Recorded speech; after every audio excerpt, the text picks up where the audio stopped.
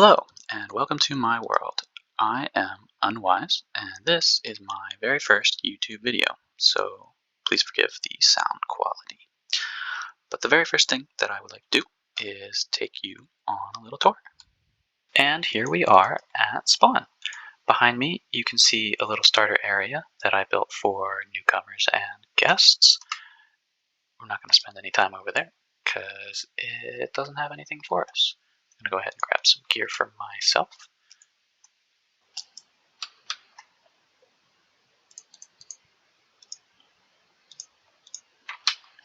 And we're going to continue onwards. This area here is a Mediterranean-inspired city. It's a project that I've been working on for probably over a year. Most of these buildings are completely empty and don't have any furnishing inside of them. I do hope to accomplish that eventually, but the whole city should one day span the entire Mushroom Island biome here. It's going to take a very, very long time, so just keep chipping away at that. And here in the Nether, we have color-coded highways. This one takes you from Spawn, past this modern house by one of my cousins, to the green line, which then takes you to the creeper farm, and the blue line. Blue line has a fortress, also by my cousin, my castle, and my brother's base. This direction takes you to our starting village, which we won't bother to visit, the main tundra city where most things are, and my other cousin's mega base. So over here at the entrance to the tundra city, we will hop through. Back in the overworld, the first thing that we see is this mansion. This was originally my brother's design.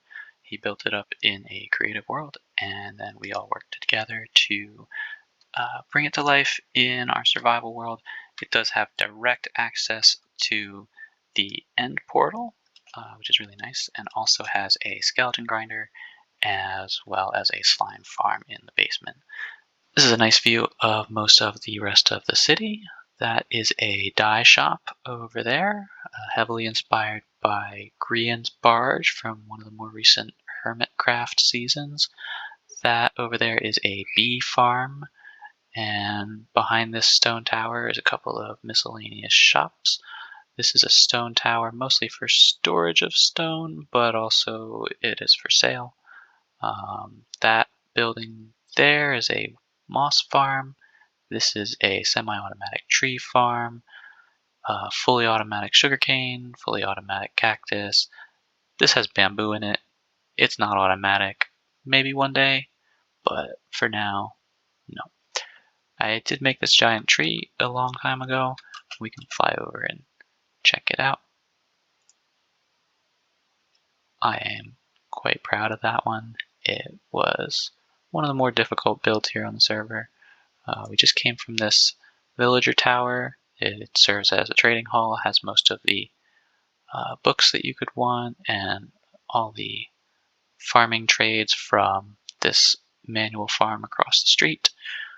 This is a nether tower, which serves as a shop, but also contains a large number of nether-based farms. So you see the vines, blue and red, as well as the basalt. There's also a shifter for growing the mushrooms and the grasses and stuff, and then a spot for trees. Nether wart on the roof. We've got one of my cousin's bases, which I built for her by request. It is a giant cloud floating in the sky. Not much else to say about it. I think it's very cute. I do have a iron farm out this way, surrounded by a very, very large, perfectly circular wall. It's only half a circle because it was terribly, terribly difficult to build. We're going to pop back through now to the Nether again and continue our tour. We're taking the green line back over towards the blue line. That has my cousin's fortress, as well as my castle and my brother's quarry.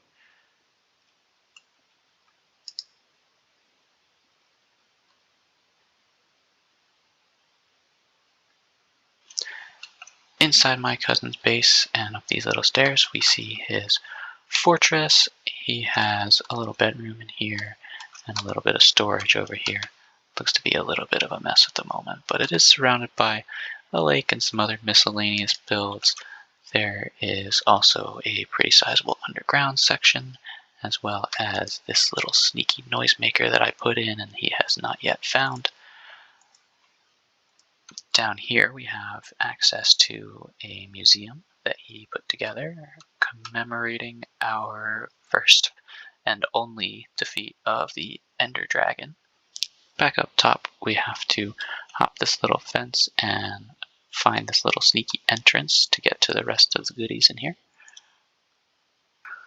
Over this way leads you to a skeleton grinder that he had set up, but down this way is his storage bunker, which you can light up with fires at the press of a button and extinguish said fires with water out the ceiling, pressing that button again to get rid of the water so we can go in and check it out.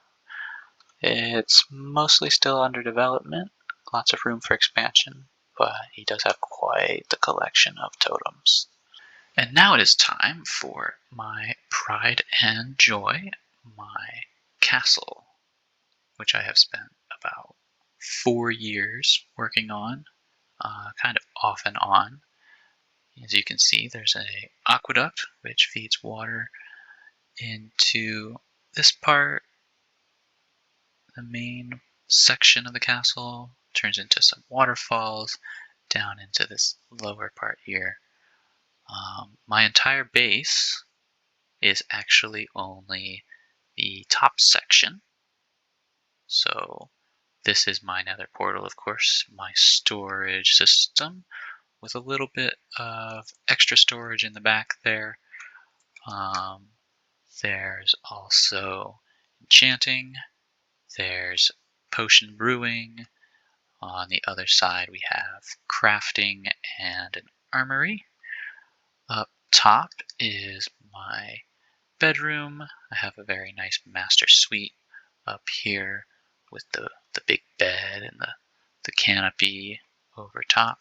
Little workstations and water supply and all that fun stuff. Very proud of this one, and it is an ongoing process, so prepare to see me working on this guy a whole awful lot. Hello, friend.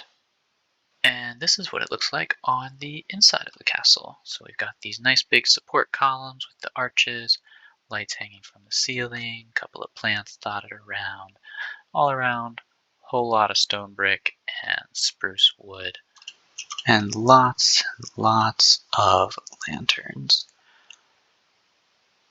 We are now going to make our way over to the final destination of our tour. That would be the quarry, which supplied all of the stone that you saw just now in that castle. That is my brother's base and was something of a group project for quite some time. Every stone in this quarry was hand dug. Not one single piece of TNT was used in this entire site. As you can see, it goes pretty close to all the way to bedrock, and prior to the Caves and Cliffs update, it did go all the way down to bedrock. This is a 2 chunk by 2 chunk area, and 3 out of those 4 chunks are slime chunks, which does make this a pretty dangerous place to mine. Inside we have a auto filtering storage system that I did set up for my brother not too long ago. His storage systems were in dire need of some organization. Hopefully that fixes all of those issues. This area is a base that originally I put together for my brother. It used to look a lot more like this on all 3 floors, but lately him and his girlfriend have been working on remodeling it a little bit, so it's starting to look a little bit more like this, which is quite the improvement. And with that, I believe we have reached the end of our tour. I hope that you enjoyed all the builds you saw along the way. Again, I am Unwise, and I have no idea how to do an outro. Goodbye.